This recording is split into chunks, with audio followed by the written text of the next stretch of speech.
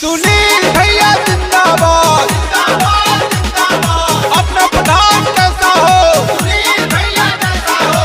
जन जन की है यही पुकार सुनील भैया पुकार। सुना है चाचा चाची सबके हु से बता दी, सबके हु से बता दी, सबके हु से बता दी। सुना है चाचा चाची सबके हु से बता दी। हाय तोरे सबके बेटा पर धनिया अब की जिता दी। करी है विकास बाबू गाँव चमके, चली है सुनील भैया साथ सबके। हाँ माई बाबू के आशीर्वाद लाई के, चली है सुनील भैया साथ सबके। सुनील भैया जिंदाबाद जिंदाबाद जिंदाबाद। अपना प्रधान कैसा हो सुनील भैया जैसा हो।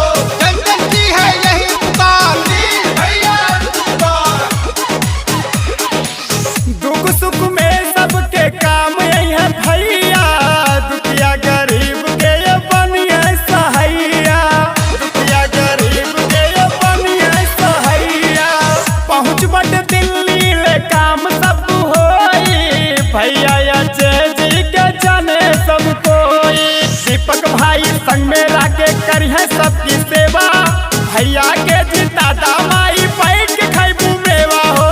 रख दे माई सर पे हाथ उनके, चली है सुनील भैया साथ सबके। हाँ माई बाबू के आशीर्वाद लाई के, चली है सुनील भैया साथ सबके। सुनील भैया जिंदाबाद जिंदाबाद जिंदाबाद। अपना प्रधान कैसा हो सुनील भैया जैसा हो। जन जन की है यही पुकार सुनील भैया पुकार। माता पिता से मिलल बड़ा सम्मान बा, वही के चलते सुनील भाइयों के नाम बा, वही के चलते सुनील भाइयों के नाम बा। सबके हुजूरी जाई भैया जी के संग हो, प्यार बरसई है जैसे होलिया के रंग हो। माई बाबू ना बिसरैया तो से हथवा जोड़ी, आशीर्वाद बनाए रखिया उनके ऊपर तोड़ी हो। घाटमपुर मऊजा के नाम चमके, चली है सुनील भैया साथ सबके। हाँ माई बाबू के आशीर्वाद लाई के, चली है सुनील भैया साथ सबके।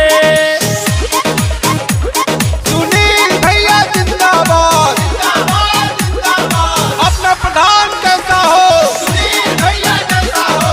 जन जन की है यही पुकार सुनील भैया पुकार। सबके हु मिल के चलिया सुना बढ़ के भाई, तू न बुलैया सुनाए हो भाऊ चाई, तू न बुलैया सुनाए हो भाऊ चाई।